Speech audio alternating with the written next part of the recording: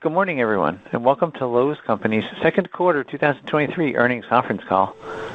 My name is Rob, and I'll be your operator for today's call. As a reminder, this conference is being recorded. I'll now turn the call over to Kate Pearlman, Vice President of Investor Relations and Treasurer. Thank you, and good morning. Here with me today are Marvin Ellison, Chairman and Chief Executive Officer, Bill Boltz, our Executive Vice President, Merchandising, Joe McFarland, our Executive Vice President, Stores, and Brandon Sink, our Executive Vice President and Chief Financial Officer. I would like to remind you that our notice regarding forward-looking statements is included in our press release this morning, which can be found on Lowe's Investor Relations website. During this call, we will be making comments that are forward-looking, including our expectations for fiscal 2023. Actual results may differ materially from those expressed or implied as a result of various risks, uncertainties, and important factors, including those discussed in the Risk Factors, MD&A, and other sections of our annual report on Form 10-K and our other SEC filings. Additionally, we'll be discussing certain non-GAAP financial measures. A reconciliation of these items to U.S. GAAP can be found on the quarterly earnings section of our Investor Relations website. Now, I'll turn the call over to Marvin. Thank you, Kate, and good morning, everyone. For the second quarter, comparable sales declined 1.6%. Our results were driven by a strong spring recovery combined with continued growth in pro and online, which helped to offset softer DIY discretionary spending and 160 basis points of pressure from lumber deflation. Q2 also reflected the importance of our ongoing investments in our total home strategy. And despite an uncertain macro, these investments are paying off with positive comps in pro and 6.9% comparable sales growth online as we continue to improve our omni-channel experience. We're pleased that our core pro customer, the small to mid-sized pro, remains resilient and continues to respond to our expanded national brands, MVP's Pro Rewards program, and enhanced online tools. In our most recent survey, nearly 75% of pros reported healthy project backlogs, and lead volumes remain consistent with recent quarters. This quarter, we launched a new same-day delivery option on Lowes.com and our mobile app, powered by OneRail, enabling us to tap into their network of 12 million drivers to deliver directly to pro job sites and consumer homes in a matter of hours. This new capability allows us to leverage our 1,700-plus store footprint to make those much-needed last-minute deliveries to pro job sites, saving them both time and money. Our expanded same-day delivery capability is the latest of many examples of how we are meeting our customers where they are and making home improvement shopping faster and more convenient for both pro and DIY customers. We're also making strides in the rollout of our market delivery model for big and bulky products, with 13 geographic regions now supporting more than 1,200 stores, and we're on track to complete the initial rollout by the end of the year. As we invest in what will drive our future growth, we remain disciplined in improving productivity through our Perpetual Productivity Improvement Initiatives, or PPI. In the second quarter, operating margin expanded 18 basis points, leading to diluted earnings per share of $4.56. A common misperception we hear is that our productivity journey must be close to its end, as we've driven significant operating margin leverage since beginning our transformation 5 years ago. But the reality is we still have a lot of opportunity ahead. We're in the final phases of sunsetting our 30-year-old operating system. In addition to the productivity benefits of using intuitive touchscreens instead of hard-to-navigate green screens, this conversion gives us the modern foundation needed to quickly build and scale new omni-channel capabilities for the future. We also continue to leverage our penetration of rural stores to drive sales productivity.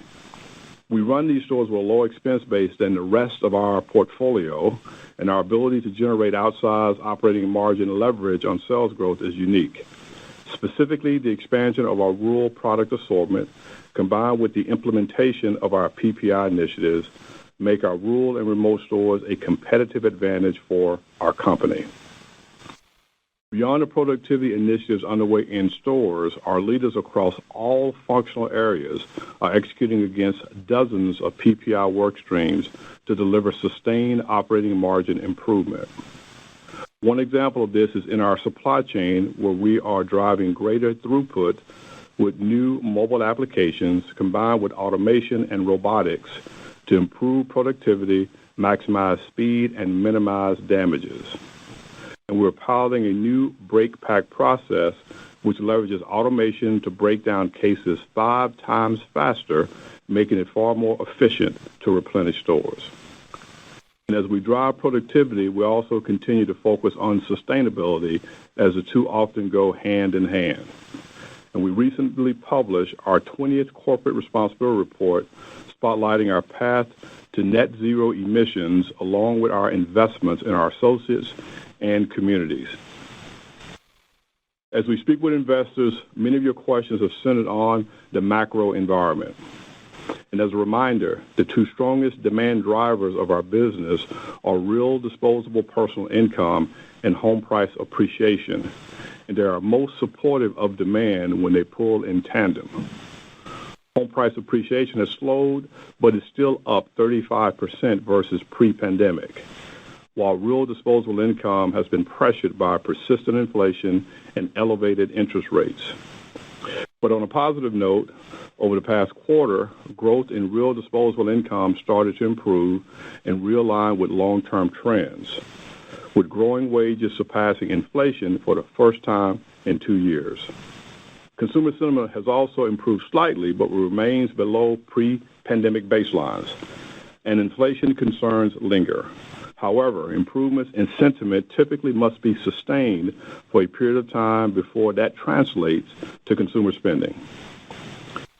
As a result, home improvement shoppers remain cautious with their spend, especially big-ticket discretionary purchases, and are more focused on smaller repair and maintenance projects.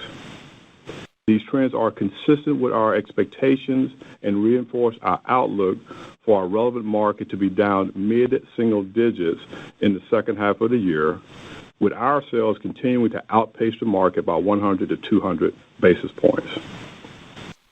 Looking ahead, it's encouraging to consider that home improvement projects are typically postponed rather than canceled. And home improvement spend as a percentage of home equity is below the historical average, a positive indicator for medium-term demand as consumer sentiment improves.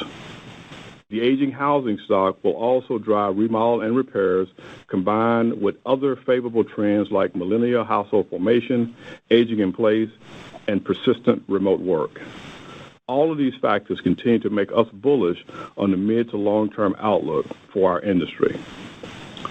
In closing, we remain a customer-centric company focused on our daily execution, while also ensuring we continue to make the right investments to take share in any macro environment.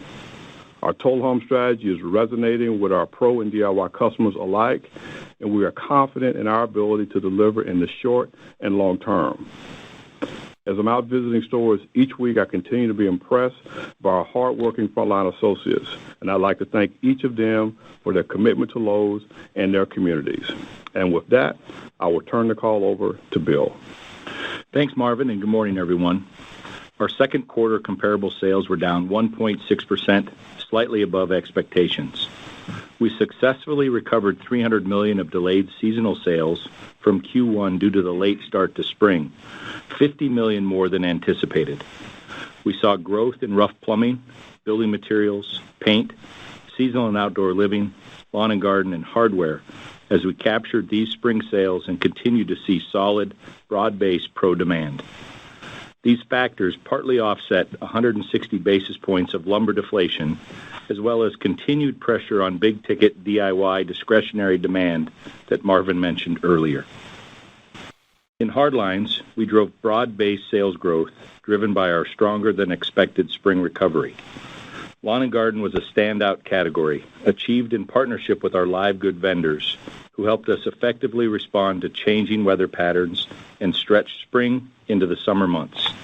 We saw an increase in smaller instant gratification projects that improve outdoor spaces at an affordable price, like landscaping projects and pre-potted plants. Seasonal and outdoor living also benefited from the weather recovery, where we saw momentum in outdoor power equipment, specifically in riders with the strength of our exciting products from John Deere and Ariens, along with the battery-powered equipment from the strength of Ego, Cobalt, and Craftsman. And we are pleased with our strong seasonal sell-through, putting us in a better inventory position than last year as we move into the second half.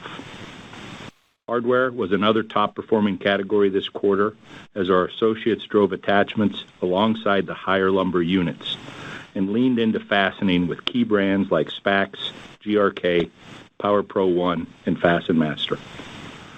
In tools, we started the rollout of Klein Tools, the number one tool brand for electricians and HVAC professionals. We are excited about the launch of this brand, which is returning to Lowe's after nearly 15 years. As part of this launch, we will offer the largest assortment of Klein tools anywhere in the home improvement retail channel, featuring hand tools, storage, safety, and electrical products in-store and online, positioning us as the go-to retailer for these brand-loyal customers. Within home decor, paint delivered the strongest comp performance this quarter as we gained traction with the pros who paint. These pros are increasingly taking advantage of our MVP's Paint Rewards program, paint job site delivery, and our new Spec Right paint designed specifically for pros. Turning to appliances, we continue to outperform the market. We've seen a return to pre-pandemic levels of vendor-funded promotions that are pressuring average tickets across the industry.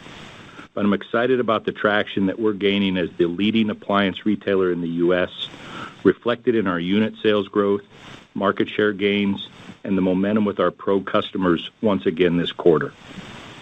One encouraging trend was the increase in bundled appliance purchases. This was fueled by focused Red Vest associate selling, auto-applied supplier rebates, faster fulfillment through our market delivery model, and our improved online customer experience. Now, shifting gears to building products. We continue to see strength in key pro categories, helping offset the pressure from year-over-year lumber deflation.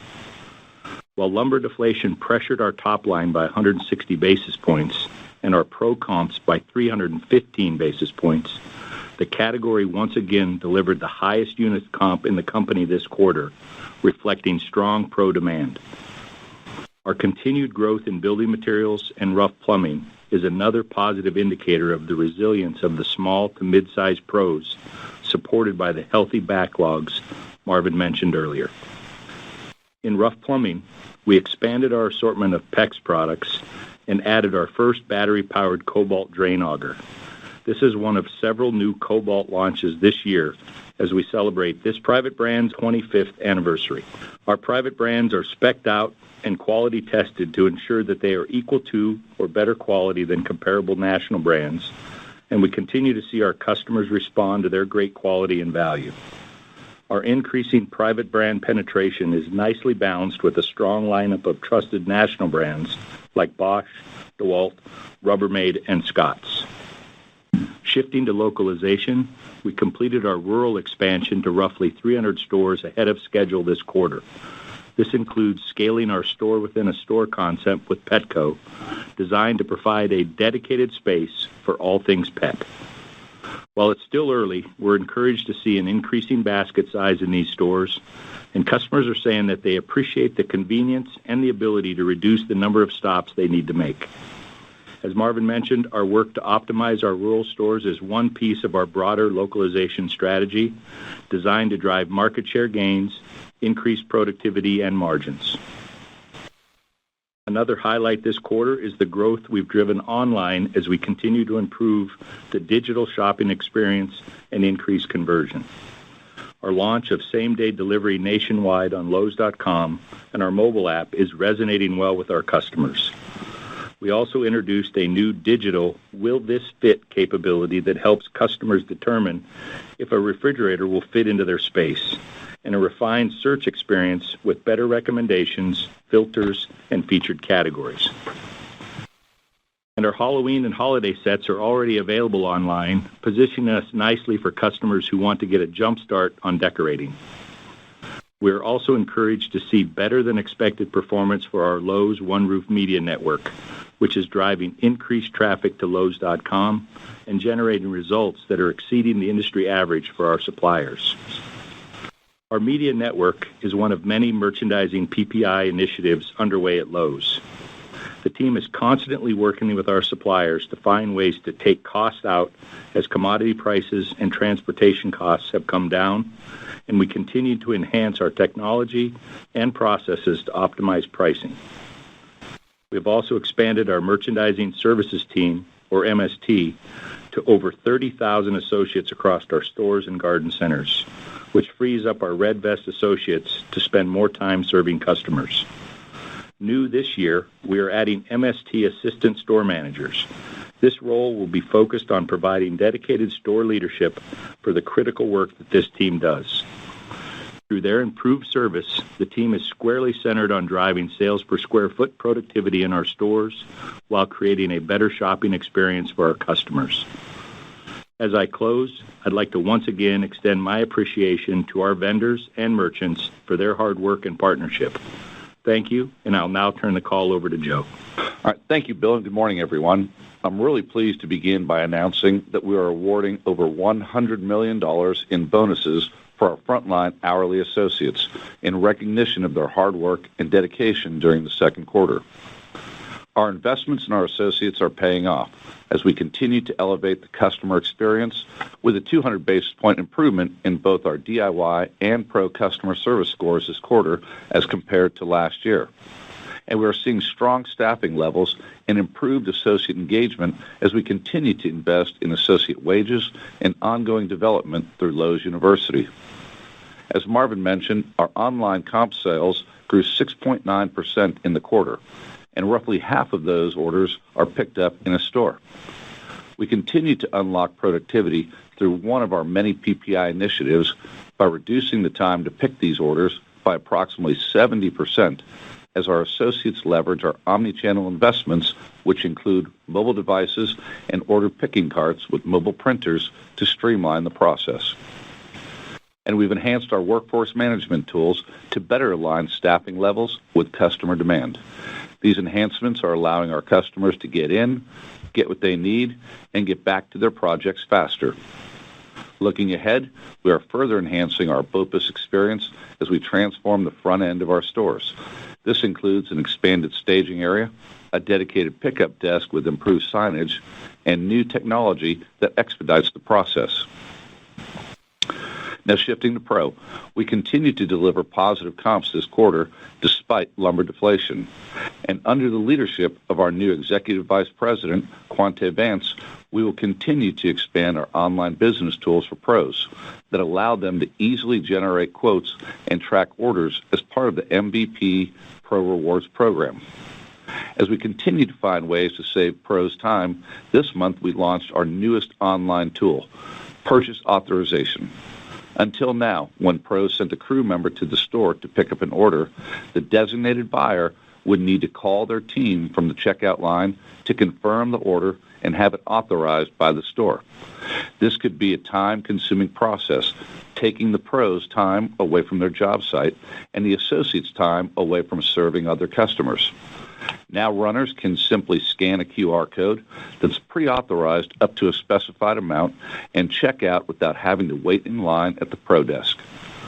This solution addresses a pain point for many Pro customers and our Pro desk associates and leapfrogs the competition. And we're encouraged to see that our suite of online tools is resonated with pros, and adoption is already exceeding our expectations. Now I'd like to spend a moment discussing how we are managing shrink, which is a big responsibility for any retailer, especially in this environment.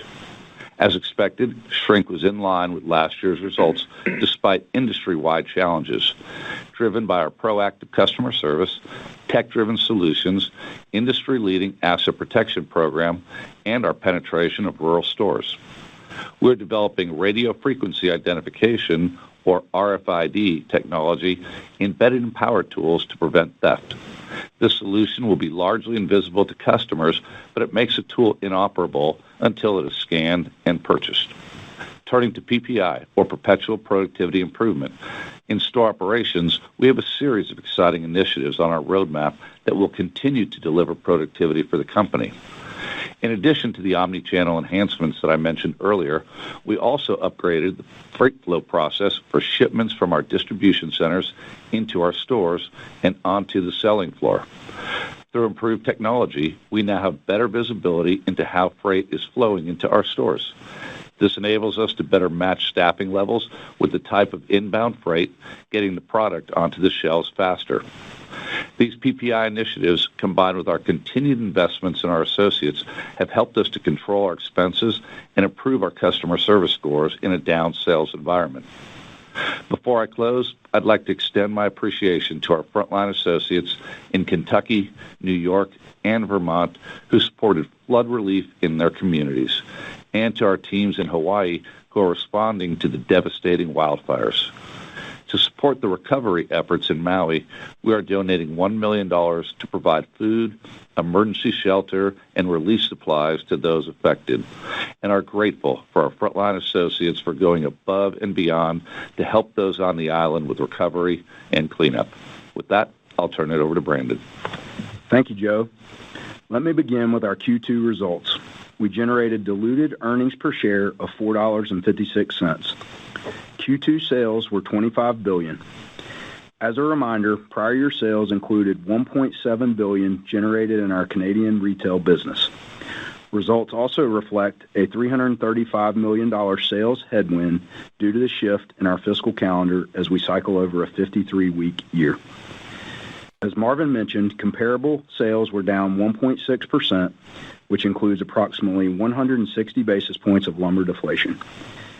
This pressure was partly offset by a 125 basis point benefit, or $300 million of seasonal sales delayed from Q1 due to a late start to spring. Although the calendar shift pressured total sales growth in Q2, it had no impact on comparable sales as comps are calculated based on weeks 15 to 27 in fiscal 2022. Comparable average ticket was up 0.3% to prior year. Ticket increases in the majority of our merchandise categories were offset by lumber deflation and more normalized appliance promotions.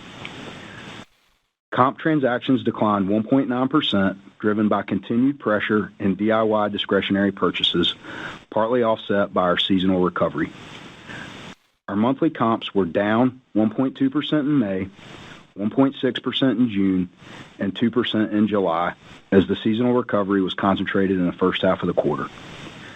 Gross margin was 33.7% of sales in the second quarter, up 42 basis points from last year. Gross margin benefited from our ongoing PPI initiatives, favorable product mix, and lower transportation costs. These benefits were somewhat offset by costs associated with the expansion of our supply chain network, and as expected, shrink was in line with prior year. SG&A of 16.4% of sales delevered 16 basis points, largely due to lower sales related to the shift in our fiscal calendar. Please note that it also includes the benefit of a one-time legal settlement. We continue to tightly manage expenses, adjusting spend appropriately to align with demand, all while still improving our customer service. Also, as you heard from Marvin, Bill, and Joe, we are pleased with the ongoing momentum we are experiencing across our portfolio of PPI initiatives, which continue to create significant value for the organization and helped offset the impact from lower sales. Operating margin rate of 15.6% of sales levered 18 basis points, consistent with the expectations we outlined on our last call. The effective tax rate was 24.6%, in line with the prior year. Inventory ended the quarter at $17.4 billion, $1.9 billion lower than the prior year quarter. U.S. inventory units were down 3% compared to last year as we continue to manage replenishment in line with sales trends. Now let me turn to capital allocation. In Q2, we generated $3.5 billion in free cash flow and returned $2.8 billion to our shareholders through a combination of dividends and share repurchases. During the quarter, we repurchased 10.1 million shares for $2.2 billion. In addition, we paid $624 million in dividends at $1.05 per share, and we announced a 5% increase to $1.10 per share for the dividend paid on August 9th. Capital expenditures totaled $385 million as we continue to focus on high-return projects that support our growth objectives. Our balance sheet remains healthy. Adjusted debt to EBITDA stands at 2.69 times as we move towards our stated target of 2.75 times, in line with our BBB+ credit rating. Additionally, we delivered return on invested capital of 27.8%, inclusive of a 750 basis point impact related to transaction costs associated with the sale of our Canadian retail business and the discrete gain we reported in Q1. Now turning to our 2023 financial outlook. As Marvin mentioned, we continue to expect our relevant market to decline mid-single digits this year and to outperform the market by 100 to 200 basis points. As such, this morning we reaffirmed our full year 2023 financial outlook. We continue to expect 2023 sales in a range of $87 to $89 billion for the year, representing comparable sales of down 2% to down 4%. This includes a 150 basis point impact from lumber deflation for the full year. This outlook reflects continued strength in pro and online, offset by ongoing pressure from DIY discretionary purchases. Specific to our Q3 expectations, we will be cycling over the toughest comparison of the year as we delivered plus 3% comparable sales in the U.S. last year. Given these difficult comps, we are expecting Q3 sales towards the lower end of our full year guide. We continue to expect full year adjusted operating margin in a range of 13.4% to 13.6%, with disciplined expense management and ongoing PPI initiatives partly offsetting the impact of lower sales volumes. And we are reaffirming our outlook for adjusted diluted earnings per share of $13.20 to $13.60. As a reminder, our full year outlook for operating margin and diluted EPS excludes adjustments associated with the sale of our Canadian retail business. And finally, we continue to expect capital expenditures of up to $2 billion this year. In closing, I remain confident that the investments we are making in our Total Home strategy are positioning us to grow our market share regardless of the macro environment, while continuing to deliver meaningful long-term shareholder value. And with that, we will open it up for questions. Thank you. We are now ready for questions. If you'd like to ask a question, press star 1 on your telephone keypad. To withdraw your question, press star 2. In order to allow questions for as many individuals as possible, please limit yourself to one question and one follow-up. Our first question comes from Chris Horvers with J.P. Morgan. Please proceed with your questions.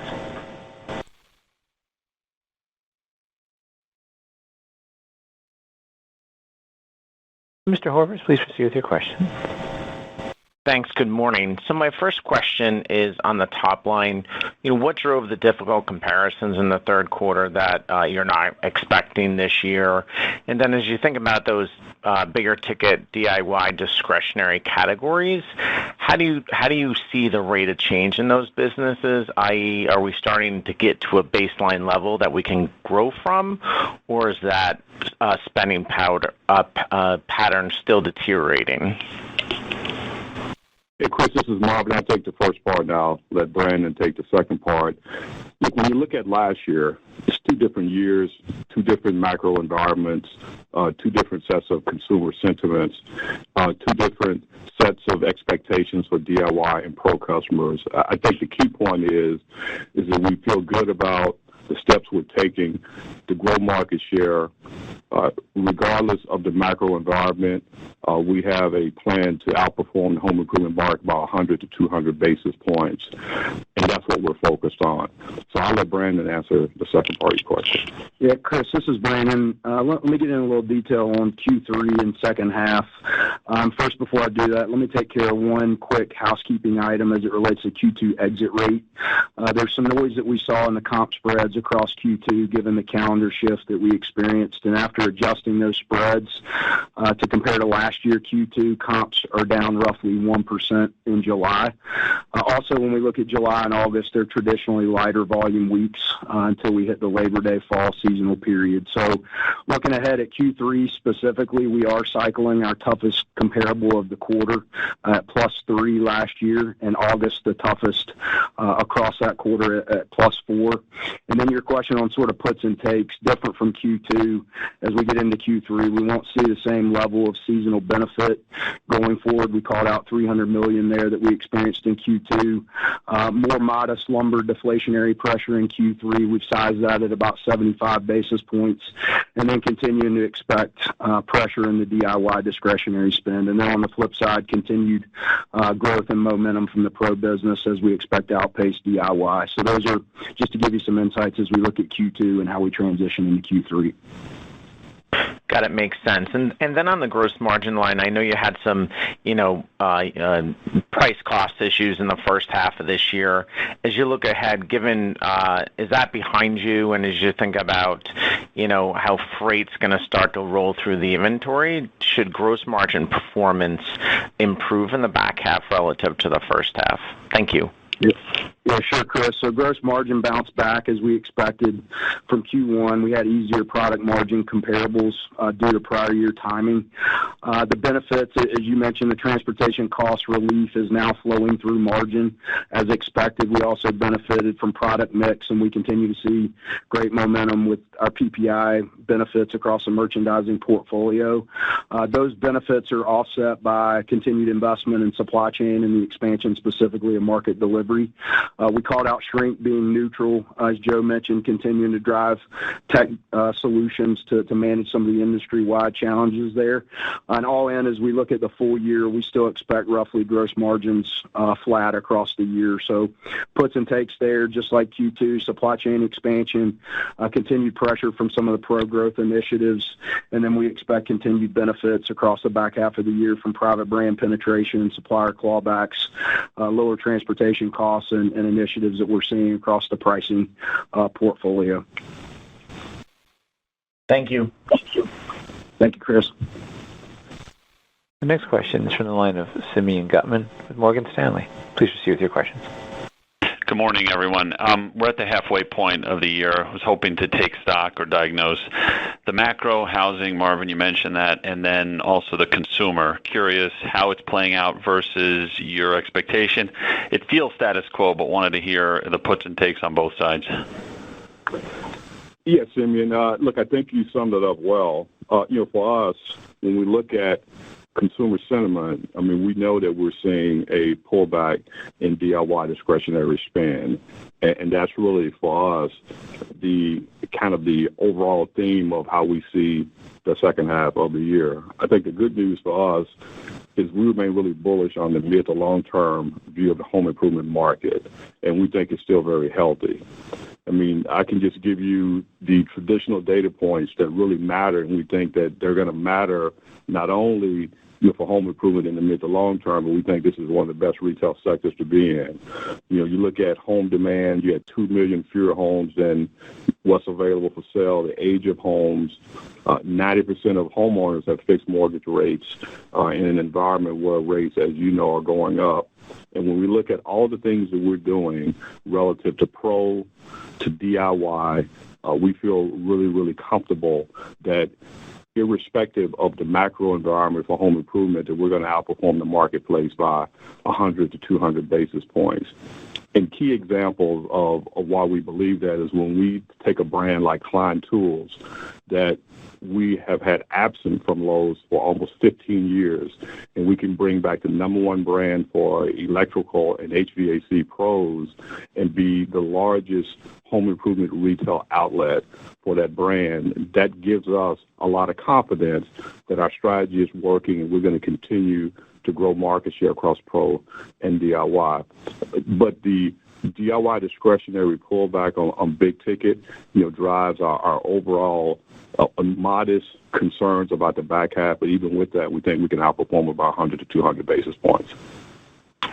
That's helpful. The second question is more on margin, and this is maybe irrespective of what happens to sales.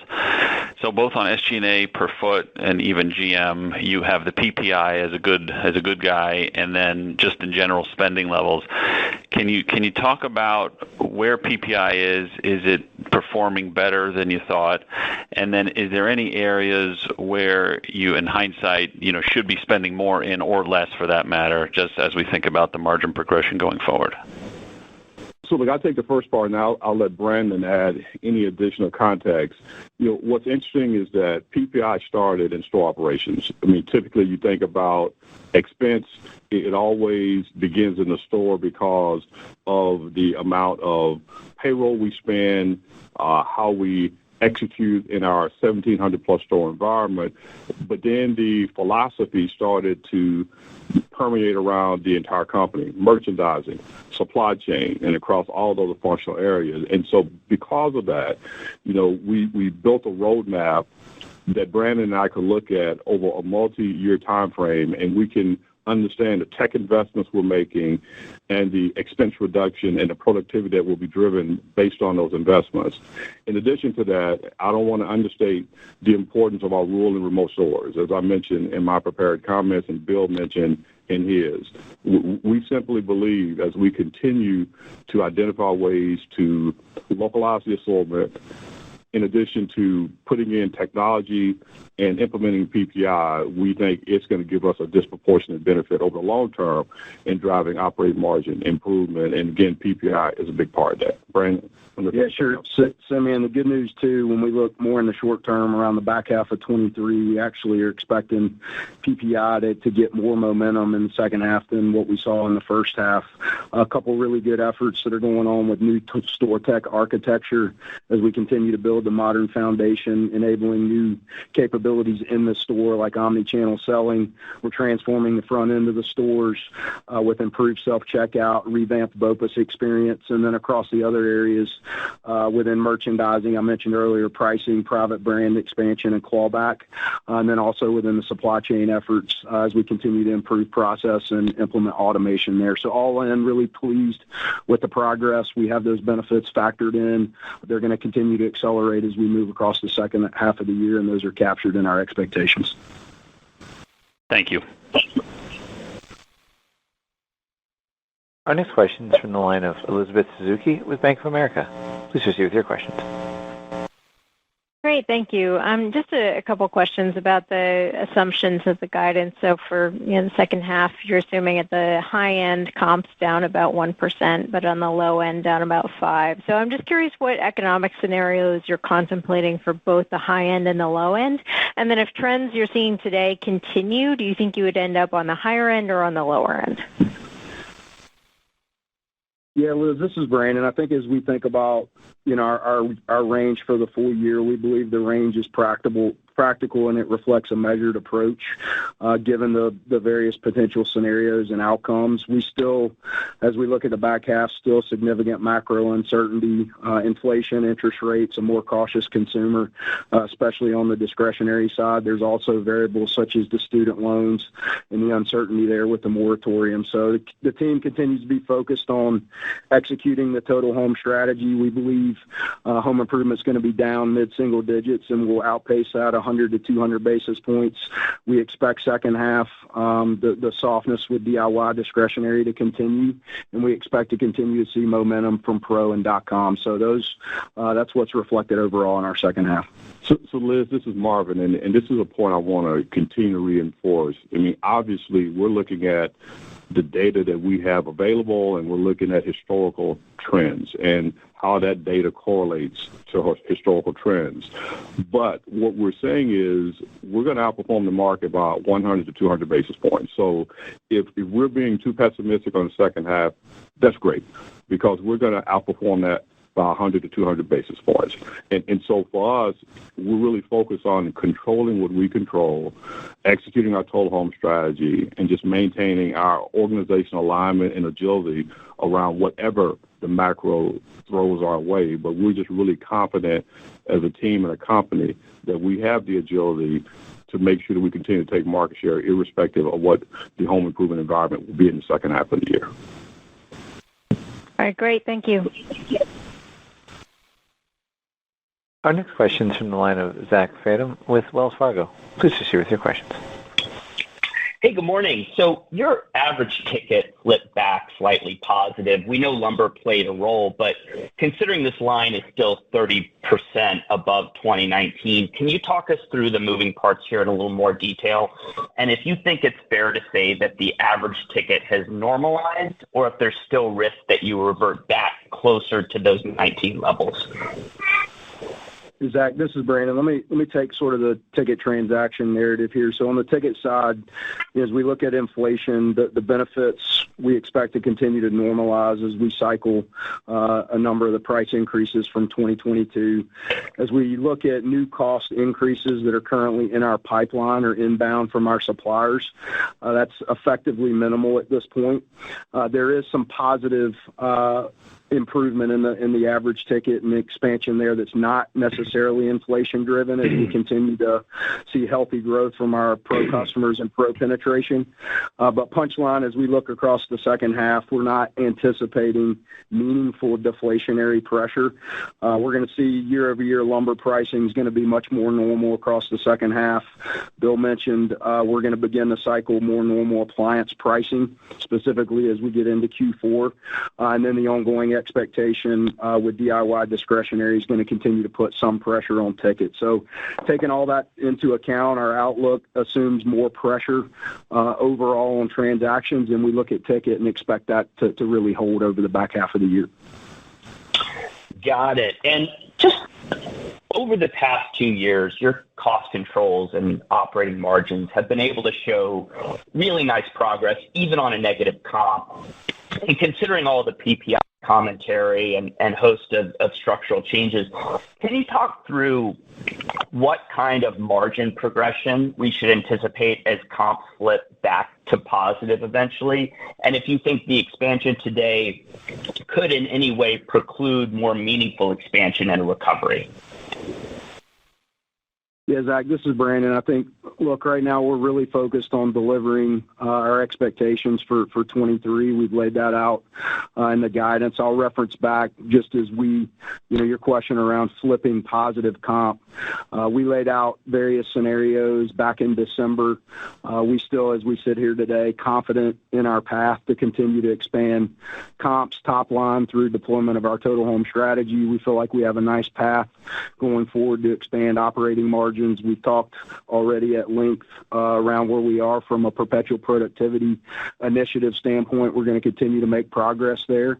I'm confident, again, that we have the roadmap in front of us and all those building blocks are in place when we look beyond 2023. Got it. Thanks for the time. Thank you. Our next question is from the line of Scott Ciccarelli with Truist Securities. Please proceed with your question. Good morning, guys. Can you please talk about any regional differences you're seeing both in different parts of the country, but also differentiation here between, let's call it the rural locations you guys continue to reference as well as heavier urban locations? Thanks. Yeah, so Scott, I'll take the first part of that. Look, I'd say the regional differences, there's nothing material to speak to. I mean, we know that housing and home prices ramped up pretty aggressively, during the pandemic timeframe in a couple of markets. But when we look at the overall geographic spread, there are no real material differences between locales that had dramatically increase in housing costs, and some of those costs are starting to moderate because you still have markets around the country where home prices are still going up. So we look at it obviously because it's one of those key internal macro or micro indicators that we factor into our assessments, but there's nothing material to speak to. Relative to urban and rural, we spent a lot of time talking about the importance of localization. And to say that Lowe's was a company that was not very localized, 5 years ago would be an understatement. And as much progress as we have made, I think Bill will tell you that we still are excited because there's still lots of opportunity for us to be even more specific in how we localize from a rural and from an urban standpoint. I'm going to let Bill talk a little bit about our rural initiative and kind of what we're seeing. It's early days, but the early signs are positive. And I'll let him share just some general thoughts around those initiatives and kind of what we hope we'll continue to see.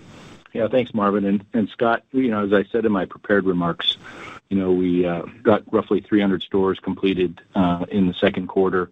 Excited about what we're hearing from our consumers as they're giving us credit for the products that we're putting in there.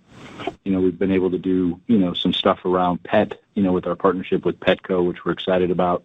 We've also, continued to learn and continue to listen to our customers. And so, there's opportunities with different things related to that rural customer, whether that's utility vehicles, livestock feed, apparel, different types of products that they'll use every single day, in and around their home. And so, we're going to continue to learn. We're going to continue to adjust as we go, as Marvin said, kind of in the early innings of our localization opportunities. And on the urban side, we continue to adjust there as well, making sure that, we're right for those urban markets, whether that's the types of products that they need for security and safety, whether that's, areas in and around, building codes and making sure that we can meet, the pros' needs in those markets. We can continue to tweak and adjust as we go forward. So excited about what we're doing on the localization front and what we're doing with rural. So just a clarification, if I can. On the rural side, is it outperforming the urban areas now, or that's the expectation as you wind up localizing more? It's performing at what we expected it to perform. Got it. Thank you very much. Our next questions come from the line of Michael Lasser with UBS. Please proceed with your question. Good morning. Thanks a lot for taking my question. It's not the fairest metric, and there's a lot of noise in it, but if we simply look at Lowe's performance relative to its largest competitor, over the last couple of quarters, Lowe's has been outcomping that player. Presumably this quarter, it's in part due to Pro doing a little bit better, online sales doing well, and maybe more seasonal catch-up as a result of leading harder into that category. So A, is that the right interpretation? And then B, how sustainable do you think that this measure of Lowe's performance is? So Michael, I'll take that. This is Marvin. And I'll just be really honest with you. We spend a lot of time talking about the importance of being customer-centric. We don't pay a ton of attention to what's happening at our competitor because we believe if we take care of the customer takes care of everything else. So we're going to continue to stay focused on our total home strategy. We think if we do that well, then our results will be sustainable. And that means that we're going to be very localized. It means that we're going to be intentional around the small to medium-sized Pro, that we're going to make our 1,700 stores connected to our customers via omni-channel, and we're going to continue to be intentional around what we do to give our associates a great place to work. Those things are most important, and I think our results this quarter, although in a difficult market, reflect that our total home strategy is working, and we're continuing to invest the appropriate amount of capital to ensure that irrespective of the macro environment, we're not going to slow down on our investments in supply chain, IT infrastructure, omni-channel, and our Pro initiative. So for us, it's all about taking care of the customer, and if that allows us to outperform our closest competitor, then that's just a benefit that we'll be more than willing to accept. Understood. My follow-up question is on your view of the sales environment for the back half, understanding that you're still taking a prudently cautious stance given what's happening with macroeconomic indicators. Now, with that being said, are you seeing any signs that those discretionary big-ticket purchases that had been weak, such as patio furniture, grills, other big-ticket purchases, are starting to stabilize, or do you have line of sight that they might start to stabilize as you move into next year?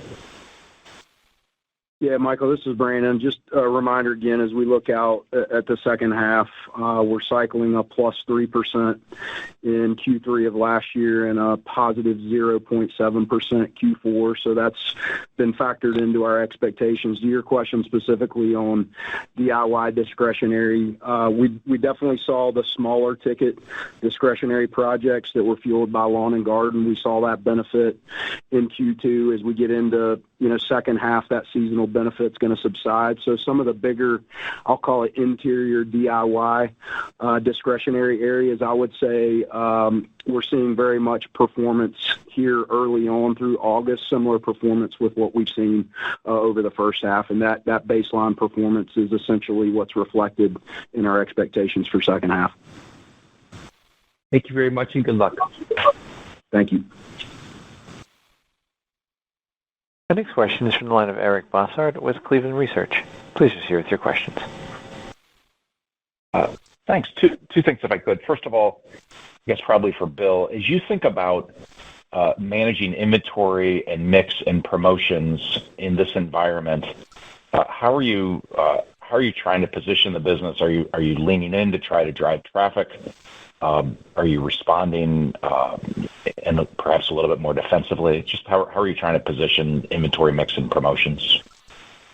Yeah, Eric, first of all, thanks for the question. We're focused on, trying to provide value to the customer every single day. And so, that comes through, lots of different things, making sure that from the pro side that we continue to do things like we're doing right now as we, roll out Klein tools in our stores. Excited about that launch. We think that, offers a nice opportunity for us as we'll have the largest assortment of Klein in the home improvement channel. So right now we've got roughly 150 SKUs in the stores today. We'll have all of our stores set by the end of this week.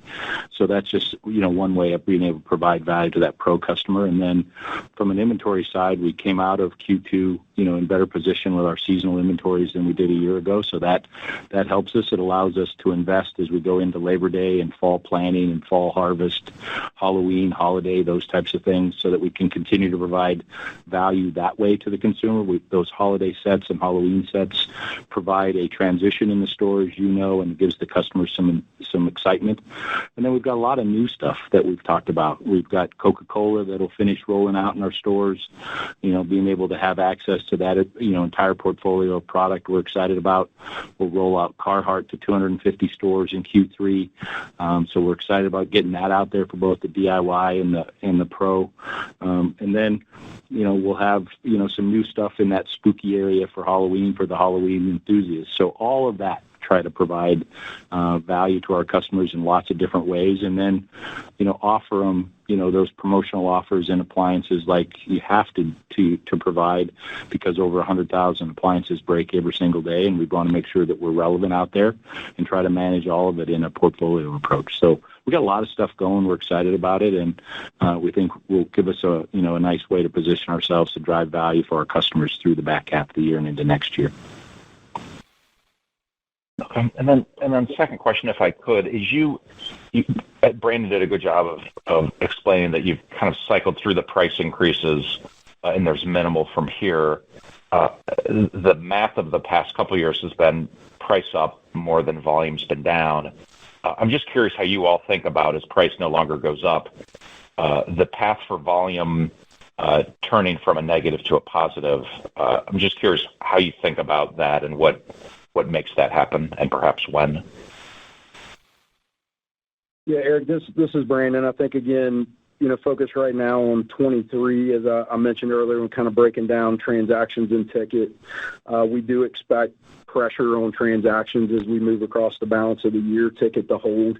I do think when we get on the backside of this, I'm not going to put a time frame on it, obviously, as there's a bunch of variables, a lot of uncertainty. It's too early for us to call, what 2024 is going to look like. But I do think we are expecting a convergence and a better balance of transactions and ticket, probably similar to pre-COVID levels as we start to look ahead across the long term.